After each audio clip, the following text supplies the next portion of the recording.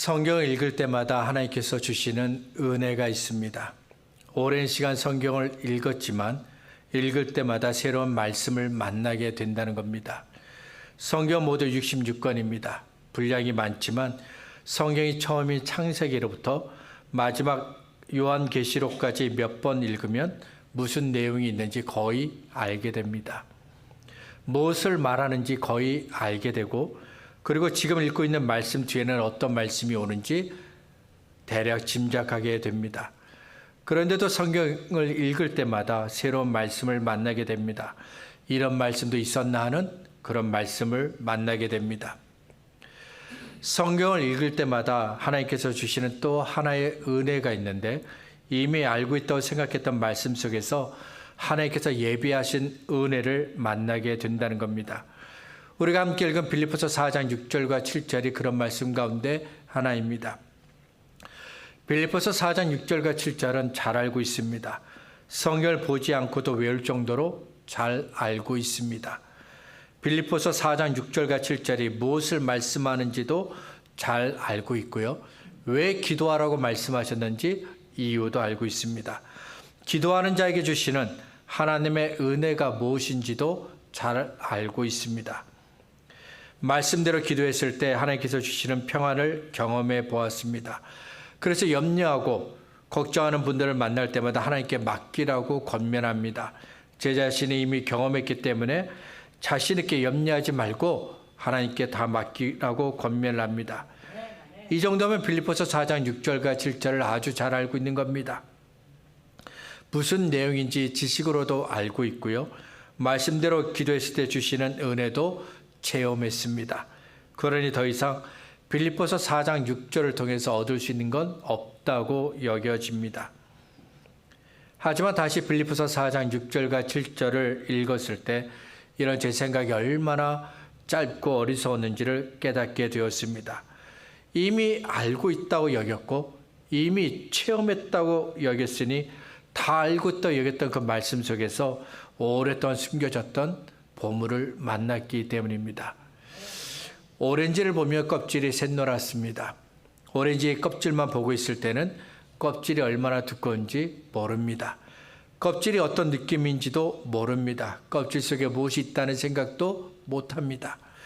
눈으로 볼 수 있는 것이 껍질뿐입니다. 손으로 만질 수 있는 것도 껍질뿐입니다. 이 정도만 해도 오렌지가 어떤 과일인지 대충은 말할 수 있습니다.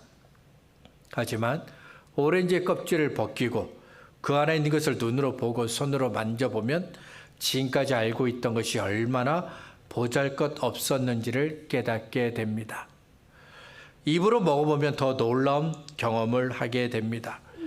빌립보서 4장 6절과 7절을 제대로 알려면 껍질을 벗기고 그 안에 있는 것을 눈으로 보고 손으로 만져보아야 합니다. 시편 34편 8절에서 여호와의 선하심을 맛보아 알라고 말씀하신 것처럼 입으로 먹어보아야 하나님께서 얼마나 놀라운 선물을 준비하셨는지 비로소 알게 됩니다. 지금까지 빌립보서 4장 6절과 7절에 껍질만 보고 있었습니다. 물론 껍질만 보고 있어도 하나님께서 놀라운 은혜를 주셨습니다. 지난 날을 돌이켜보면 빌립보서 4장 6절과 7절은 제게 문제를 만날 때마다 하나님을 바라보게 했습니다. 하나님을 더욱 의지하게 했고요. 하나님의 은혜를 경험하게 했습니다. 하지만 빌립보서 4장 6절과 7절의 껍질 속에 숨겨져 있는 하나님의 은혜와는 비교가 되지 않습니다. 6절과 7절을 다시 읽어보겠습니다. 아무것도 염려하지 말고 다만 모든 일에 기도와 간구로 너희 구할 것을 감사함으로 하나님께 아뢰라. 그리하면 모든 지각에 뛰어난 하나님의 평강이 그리스도 예수 안에서 너희 마음과 생각을 지키시리라. 빌립보서 4장 6절과 7절의 구조는 아주 간단합니다. 먼저 아무것도 염려하지 말라고 하셨습니다. 가난한 사람은 아침이 되면 오늘은 무엇을 먹을지 걱정합니다. 식사 시간이 되면 또 무엇을 먹어야 할지 걱정을 합니다. 자, 그렇다면 부자는 어떨까요? 부자도 역시 무엇을 먹을까 걱정합니다. 가난한 사람이 무엇을 먹을지 걱정하는 것처럼 부자도 무엇을 먹을지 걱정합니다. 다른 점이 있다면 가난한 사람은 먹을 것이 없어서 걱정하지만 부자는 많은 음식 중에서 무엇을 먹을지 걱정한다는 겁니다. 음식을 예로 들었지만 우리 중에서 나는 염려가 없습니다, 걱정이 없습니다라고 말할 수 있는 분이 있을까요? 지난 주일부터 어제 토요일까지 나는 한 번도 염려한 적이 없다라고 자신 있게 말할 수 있는 분이 계신가요? 나는 한 번도 염려한 적이 없다고 자신 있게 말할 수 있는 사람은 없습니다. 크고 작은 차이가 있겠지만 우리는 늘 염려와 함께 살고 있습니다. 어떤 사람은 다른 사람보다 약해서 건강을 염려합니다. 어떤 사람은 다른 사람보다 건강하지만 더 건강하기 위해서 염려합니다. 어떤 사람은 돈이 얼마 없어 염려합니다. 어떤 사람은 돈이 너무 많아서 염려합니다. 어떤 사람은 가족을 염려합니다. 어떤 사람은 친구와 이웃을 염려합니다. 어떤 사람은 나라를 염려합니다. 어떤 사람은 자신이 세운 계획이 이루어질지 염려합니다. 이외에도 많은 이유 때문에 우리는 염려합니다. 얼마나 염려를 많이 하는지 우리의 생각과 마음에서 염려가 떨어진 적은 한 번도 없습니다. 마치 우리가 움직일 때마다 따라다니는 그림자처럼 염려는 우리의 생각 속에 붙어 있고 우리의 마음 속에 붙어 있습니다. 이렇게 늘 염려하는 우리들에게 하나님은 아무것도 염려하지 말라고 말씀하셨습니다. 하나님은 조금만 염려하라고 말씀하지 않았습니다. 아예 염려를 하지 말라고 말씀하셨습니다. 다음으로 염려하지 말고 하나님께 기도하라고 말씀하셨습니다. 염려는 우리 안에 있습니다. 생각 속에 있고 마음 속에 있습니다. 때문에 우리는 염려에서 벗어날 수가 없습니다. 그런데 하나님은 아예 염려하지 말라고 말씀하셨습니다. 대신 하나님께 기도하라고 하셨습니다. 염려가 차지하고 있던 그 자리를 기도로 바꾸라는 겁니다. 기도가 무엇입니까? 기도는 우리의 소원을 하나님께 간구하는 겁니다. 문제가 생겼을 때, 어려운 일을 만났을 때 하나님의 도움을 구하는 것, 그것이 바로 기도입니다. 이 정도만 알고 있어도 기도에 대해서 많이 알고 있는 겁니다. 하지만 이 정도로 만족하면 안 되죠. 한 가지 더 알고 있어야 하는데, 기도는 우리를 붙잡고 있는 염려에서 벗어나는 시간입니다. 우리 마음과 생각 속에 붙어 있는 염려에서 벗어나는 시간, 그 시간이 바로 기도하는 시간입니다. 베드로전서 5장 7절로 말씀합니다. 너희 염려를 다 주께 맡겨버려라. 이는 그가 너희를 돌보심이라. 하나님 앞에 섰습니다. 아무것도 염려하지 말고 하나님께 아뢰라고 하신 말씀대로 마음에 있는 염려들을 다 하나님께 기도했습니다. 내 안에 있던 어려움들을 하나님께 맡겼습니다. 그러자 지금까지 나를 붙들고 있던 염려에서 벗어날 수 있게 되었습니다. 그리고 염려가 차지하고 있던 그 자리에 나를 도우시고 도우시는 하나님의 돌보심이 들어왔습니다. 마지막으로 아무것도 염려하지 않고 하나님께 기도하면 그리스도 예수 안에서 하나님의 평강이 마음과 생각을 지켜주신다고 말씀하셨습니다. 내 생각과 마음속에 있던 염려를 꺼내서 하나님께 기도했습니다. 하나님께 맡겼습니다. 그러자 하나님의 평강이 내 생각과 마음을 지켜주셨습니다. 여기까지는 우리도 잘 알고 있는 내용이죠. 하지만 다시 말씀을 곱씹어보면 이상한 점을 발견하게 됩니다. 아무것도 염려하지 말고 하나님께 기도하라고 하셨습니다. 그래서 하나님께 기도했습니다. 하나님께 맡겼습니다. 그런데 왜 그리스도 예수 안에서 하나님의 평강이 우리의 마음과 생각을 지켜주신다고 하셨을까요? 이상하지 않나요? 아무것도 염려하지 말고 하나님께 기도했습니다. 그러면 염려하던 것들이 해결된다고 말씀해야 하지 않을까요? 염려에서 벗어나 너희가 구원을 받는다라고 말씀해야 하지 않을까요? 너희가 하나님의 구원을 경험하게 될 것이라고 말씀해야 하지 않을까요? 하나님께서 늘 염려하는 저와 여러분에게 아무것도 염려하지 않고 하나님께 기도하면 문제가 해결된다고 말씀하지 않으신 이유가 있습니다. 6절에 해답이 있는데 성경이 있으신 분들은 함께 읽어보도록 하겠습니다. 6절입니다. 아무것도 염려하지 말고 다만 모든 일에 기도와 간구로 너희 구할 것을 감사함으로 하나님께 아뢰라. 6절을 읽었습니다. 정답이 무엇인지 아시겠습니까? 감사함으로입니다. 6절에 감사함을 넣어서 읽으면 이렇게 됩니다. 아무것도 염려하지 말고 감사함으로 기도하세요. 하나님께 감사함으로 기도하세요. 이렇게 감사함으로 기도하면 하나님께서 우리의 마음과 생각을 지킬 수 있도록 평강을 선물로 주십니다. 그렇다면 하나님은 왜 평강을 선물로 주실까요? 염려 때문에 우리의 마음과 생각이 흔들리고 있기 때문입니다. 그래서 하나님의 평강을 우리에게 주셔서 염려 때문에 흔들리고 있는 생각과 마음을 지킬 수 있게 하시는 겁니다. 본래 평강은 생각과 마음이 흔들리지 않는 사람에게 주시는 하나님의 선물입니다. 이사야 26장 3절은 말씀합니다. 주께서 심지가 견고한 자를 평강하고 평강하도록 지키시리니 이는 그가 주를 신뢰함이니이다. 마음이 흔들리지 않고 굳건하다는 건 하나님을 향한 마음이 변하지 않는다는 겁니다. 힘들고 어렵지만 그래도 하나님만 의지하고 섬기는 겁니다. 이렇게 오직 하나님만 사랑하고 섬기는 심지가 견고한 사람에게 하나님께서 평강을 선물로 주십니다. 그리고 평강을 더하셔서 계속해서 하나님을 섬기게 하십니다. 그래서 어떤 일이 일어나도 흔들리지 않게 하십니다. 마음이 무너지는 힘들고 어려운 일을 만났을지라도 그런 일들이 파도처럼 계속 몰려올지라도 놀라지 않고 흔들리지 않게 하십니다. 그런데 7절에서 아무것도 염려하지 않고 하나님께 기도하는 사람에게 평강을 주신다고 하셨습니다.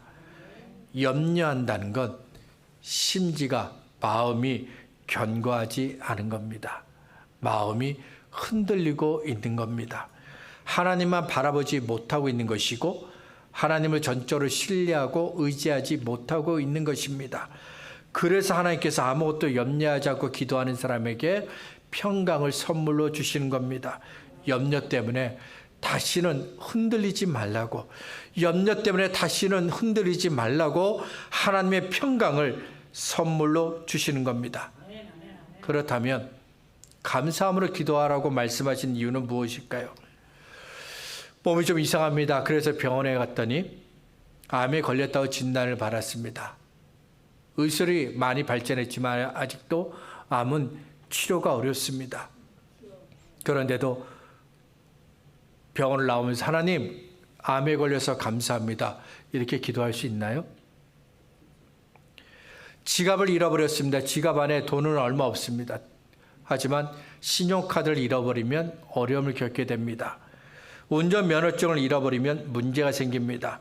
신분증을 잃어버리면 문제가 생깁니다. 그런데도 하나님, 지갑을 잃어버려서 감사합니다. 이렇게 기도할 수 있나요? 의욕을 가지고 시작했던 일인데 실패했습니다. 실패했는데 하나님 감사합니다. 기도할 수 있나요? 내가 한 일이 아닙니다. 그런데 누군가가 내가 했다라고 이야기했습니다. 나는 아니라고 그렇게 변명하지만 아무도 믿어주지 않습니다. 그런데도 감사합니다. 기도할 수 있겠나요?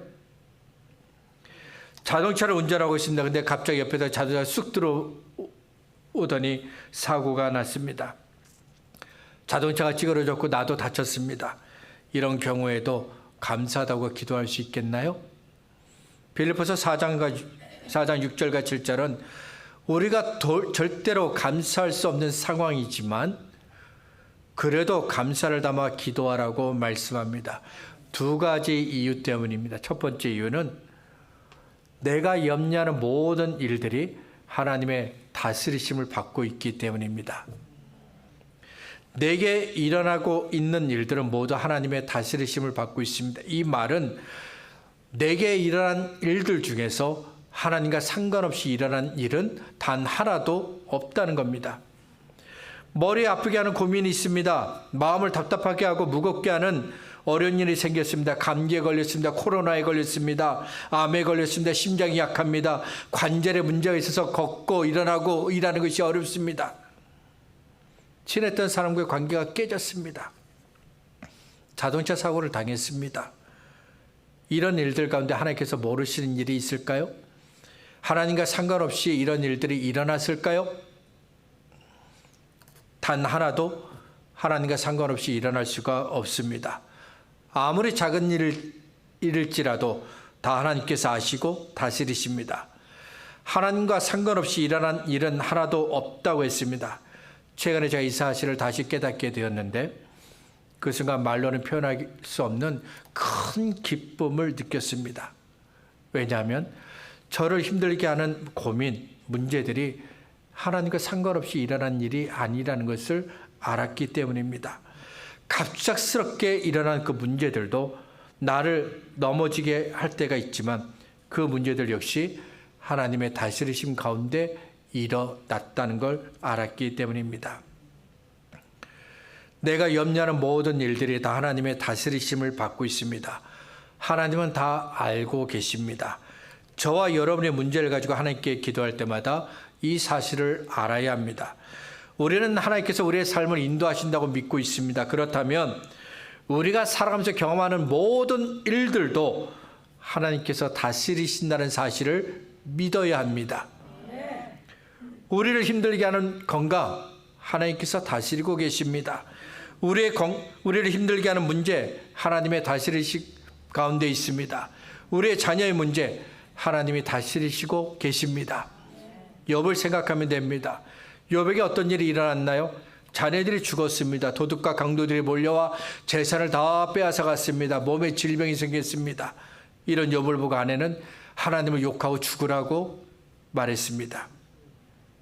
왜 욥에게 이런 일이 생겼나요? 욥기 1장을 보면 사탄 때문입니다. 사탄이 욥의 자녀들을 죽였습니다. 재산들을 빼앗았습니다. 욥의 몸에 병이 생기게 했습니다. 사탄만 아니었다면 욥에게 이런 일을 결단코 생기지 않았을 것입니다. 여기까지는 욥기 1장과 2장을 읽으면 누구나 알게 되는 사실입니다. 그런데 우리가 알아야 할 또 하나의 사실이 있습니다. 사탄이 욥에게 고통을 줄 때 하나님의 허락을 받았다는 겁니다. 사탄은 욥의 믿음이 거짓이라고 주장했습니다. 하나님께서 욥에게 복을 주셨기 때문에 욥도 하나님을 믿는 것이라고 주장했습니다. 그래서 하나님께서 주신 것들을 빼앗아가면 욥이 반드시 믿음을 버릴 것이라고 주장했습니다. 욥기 1장 8절부터 12절입니다. 여호와께서 사탄에게 이르시되 네가 내 종 욥을 쥐하여 보았느냐? 그와 같이 온전하고 정직하여 하나님을 경외하며 악에서 떠난 자는 세상에 없느니라. 사탄이 여호와께 대답하여 이르되 욥이 어찌 까닭없이 하나님을 경외하리이까? 주께서 그와 그의 집과 그의 모든 소유물을 울타리로 두르심 때문이 아니니까? 주께서 그의 손으로 하는 바를 복되게 하사 그의 소유물이 땅에 넘치게 하셨음이니이다.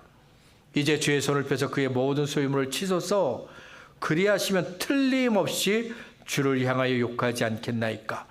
여호와께서 사탄에게 이르시되 내가 그의 소유물을 다 내 손에 맡기노라. 다만 그의 몸에는 내 손을 대지 말지니라. 사탄이 그 여호와 앞에서 물러가니라.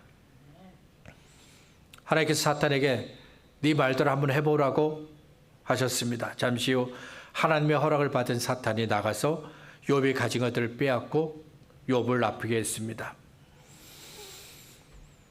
저는 하나님께서 일부러 하나님께서 사탄과 나눈 이 대화를 성경에 기록하셨다고 믿습니다.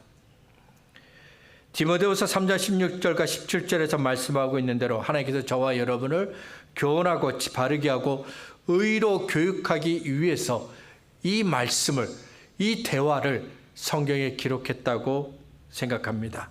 한번 생각해 보세요. 만일 내가 만난 문제와 어려운 일이 하나님과 상관없이 생겼다면 어떻게 될까요?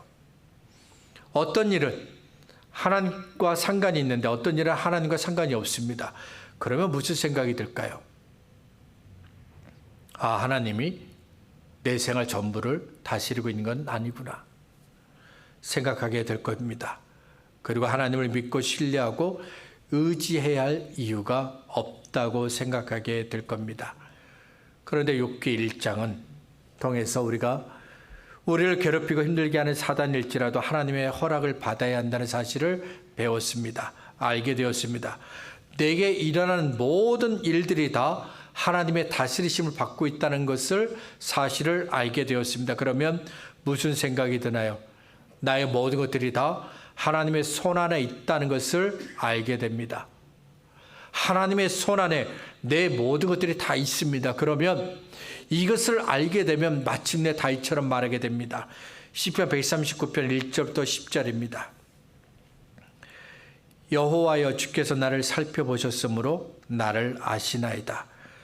주께서 내가 앉고 일어섬을 아시고 멀리서도 나의 생각을 밝히 아시오며 나의 모든 길과 내가 눕는 것을 살펴보셨으므로 나의 모든 행위를 익히 아시오니 여호와여 내 혀의 말을 알지 못하시는 것이 하나도 없으시니이다. 주께서 나의 앞뒤를 둘러싸시고 내게 안수하셨나이다. 이 지식이 내게 너무 기이하니 높아서 내가 능히 미치지 못하나이다. 내가 주의 영을 떠나 어디로 가며 주의 앞에서 어디로 피하리까? 내가 하늘에 올라갈지라도 거기 계시며 수월에 내 자리를 펼지라도 거기 계시니이다. 내가 새벽 날개를 치며 바다 끝에 가서 거주할지라도 거기서도 주의 손이 나를 인도하시며 주의 오른손이 나를 붙드시리이다. 기억하시기 바랍니다. 하나님의 자녀인 저와 여러분에 관한 모든 것들이 다 하나님의 손 안에 있습니다. 감사함으로 기도하라고 하신 두 번째 이유는 내가 염려하는 모든 일들을 하나님께서 해결할 수 있기 때문입니다. 내게 일어나는 모든 일들이 다 하나님의 다스리심을 받고 있다고 했습니다. 이 말은 하나님께 해결 방법도 있다는 겁니다. 그래서 염려하지 말고 감사함으로 기도하라고 말씀하신 겁니다. 이스라엘 백성이 애굽에서 노예가 되었습니다. 날마다 힘들게 살아가고 있습니다.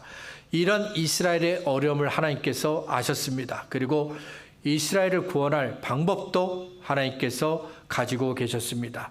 하나님의 시간이 되었습니다. 하나님께서 모세를 통해 이스라엘 백성을 애굽에서 구원하셨습니다.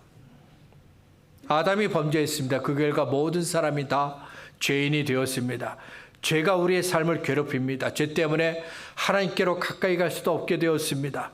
이렇게 죄 때문에 아파하고 힘들어하는 우리를 하나님은 알고 계셨습니다. 그리고 죄로 인해 죽은 저와 여러분을 구원할 방법도 가지고 계셨습니다. 하나님의 시간이 되었습니다. 독생자 예수께서 마리아의 몸에서 태어나셨습니다. 십자가에 달려 죽으셨습니다. 그리고 십자가에 흘리신 피로 죄 가운데 있던 저와 여러분을 구원하셨습니다. 저와 여러분을 모든 죄를 다 용서하셨습니다. 이사 41장 10절은 말씀합니다. 두려워하지 말라. 내가 너와 함께함이라. 놀라지 말라. 나는 내 하나님이 됨이라. 내가 너를 굳세게 하리라. 참으로 너를 도와주리라. 참으로 나의 의로운 오른손으로 너를 붙들리라. 하나님께서 두려워하지 말라고 말씀하셨습니다. 놀라지 말라고 하셨습니다. 하나님께서 저와 여러분의 두려워하고 염려하는 그 모든 일들을 능히 해결할 수 있기 때문입니다. 말씀을 정리하겠습니다. 우리의 마음을 상하게 하는 일들이 늘 일어납니다. 우리를 힘들게 하는 일들이 늘 일어납니다. 우리의 생각이나 의지와 상관없이 문제는 늘 일어납니다. 그래서 우리는 늘 염려합니다. 우리의 생각과 마음을 차지하고 있는 염려의 그늘에서 벗어나질 못합니다. 하지만 우리에게 일어나는 모든 일들은 언제나 하나님의 다스리심을 받고 있습니다. 우리가 하나님이 아닌 돈을 쫓아갔던 것이나 믿음이 없었던 것이나 거짓말하고 화를 내었던 것도 모두 하나님의 다스리심을 받고 있습니다. 하나님과 상관없이 일어나는 일은 단 하나도 없습니다. 하나님의 관심에서 벗어난 일도 하나도 없습니다. 때문에 우리는 모든 것을 다 하시는 하나님께 감사를 담아 기도할 수 있는 겁니다. 나에게는 문제를 해결할 지혜가 없습니다. 힘이 없습니다. 능력이 없습니다. 그래도 걱정하지 않아도 됩니다. 하나님께서 저와 여러분의 모든 것들을 다스리고 계십니다. 하나님께서 인도하고 계십니다. 하나님께서 해결하시고 구원하시고 도와주십니다. 때문에 우리는 염려가 생기고 어려운 일을 만나고 힘든 일이 생겨도 감사를 담아 하나님께 기도할 수 있는 겁니다. 아무것도 염려하지 않고 감사함으로 하나님께 기도하는 사람들에게 주시는 하나님의 평강이 저와 여러분에게 늘 있기를 바랍니다.